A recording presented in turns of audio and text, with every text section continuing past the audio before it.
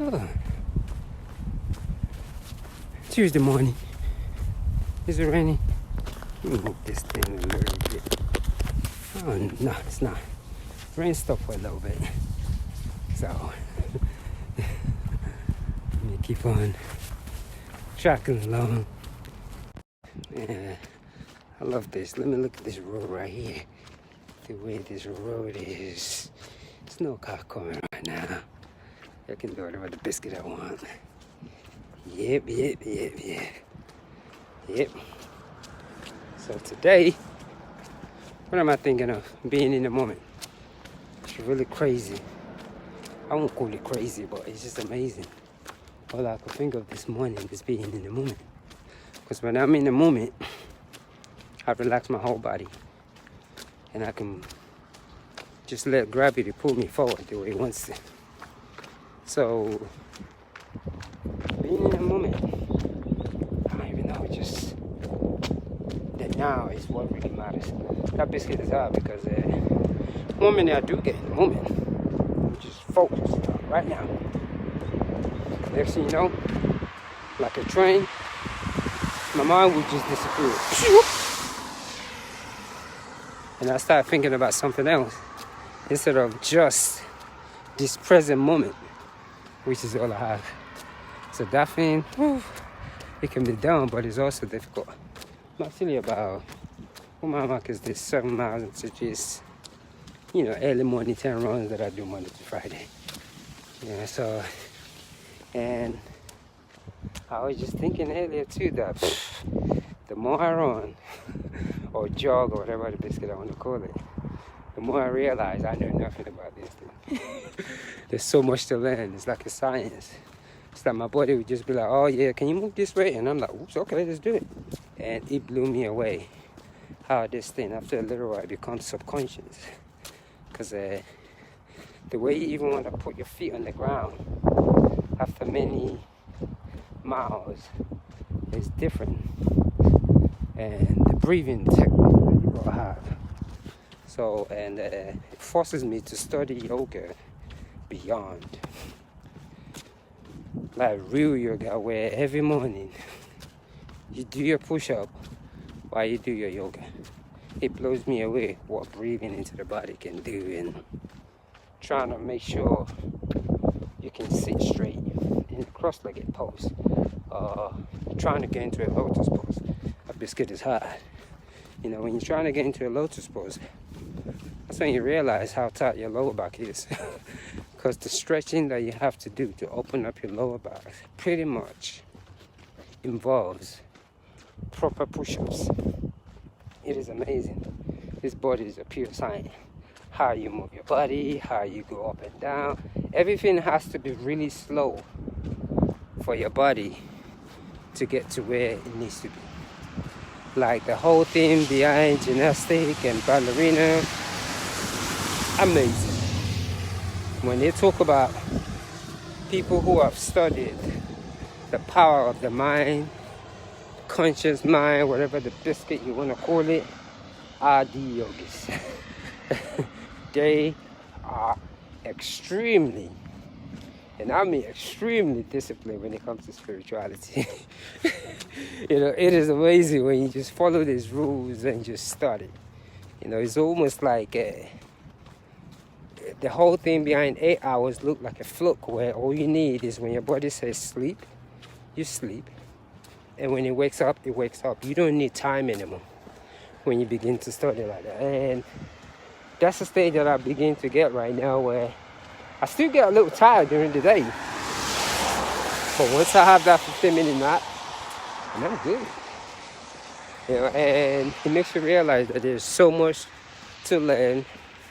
And especially when it comes to this whole, you want to be a teacher, you want to be a yoga teacher, spirituality. It is extremely, it requires discipline.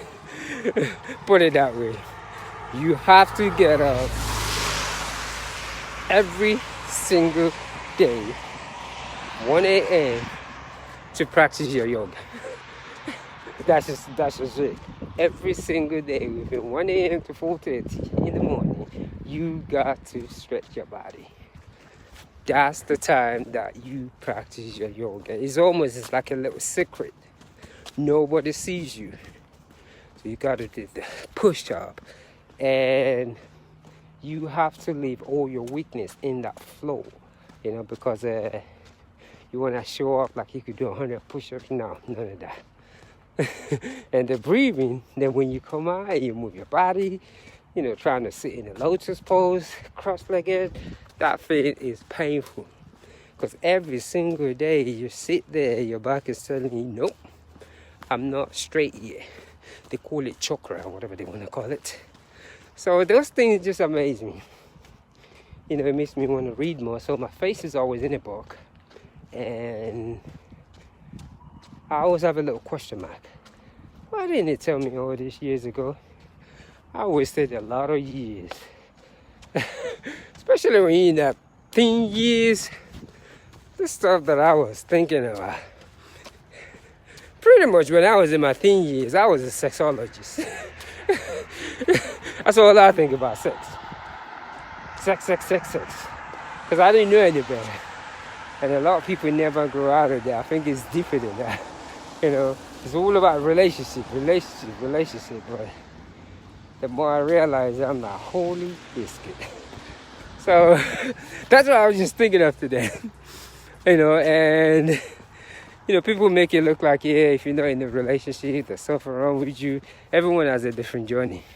And I just think that thing called love, family, and friends is so important that we gotta stop judging. A lot of family members or friends don't even talk to their families or friends just because of this thing called material status. He blow me the biscuit away. And that's why I can practice religion. I think sometimes religion is just not disciplined enough for me. Yeah, it's just not. I really have to tap into my own body to be able to find the true meaning of God. It worked for some people, but for me, it just doesn't. It's just, because I truly believe in that mind, body, and soul, what you eat, and keeping your body lean at all time. None of that excuse or you're 40, your body has to look a certain way. No, I just don't think that's how God intended it. I just think God, in order to understand it, your stomach needs to be empty. If your stomach is not empty, I don't care how much money you have yet to understand that true meaning. Yeah, money, material things are good, but as far as the spiritual, deep content of it, it is deeper than that. You gotta be disciplined. You have to practice a lot of things. And celibacy is one of them, which most people cannot even. You talk about celibacy next to people, man. Whew. When I used to talk about how much women I slept with, oh my goodness. I was the bomb. But when you talk about celibacy, holding your seat, not wanting to sleep around, oh no. But when I was out there, I was good too. So, and I just look at it that, the whole thing behind spirituality and being able to respect women, it is the most hardest thing.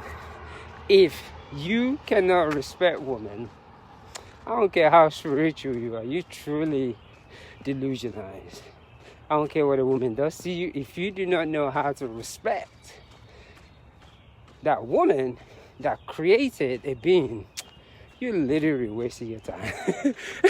And I know it's very hard in our culture to do that. You literally wasting your time. I don't care what you think, you can say anyway. So that's what I'm just saying. That's what I love about studying this whole yoga, meditation, Eastern philosophy. I just kind of just question all the he's and all these GODs. That's what I'm just saying. But other than that, I just think human beings, boy oh boy, this thing that we call the body is amazing. Amazing what it can do. The brain, amazing. So I'm learning as I go. I'm learning. So I'm going to go ahead, finish this easy 10-mile meditative jog. And today, try and be in the moment. That's what it's all about.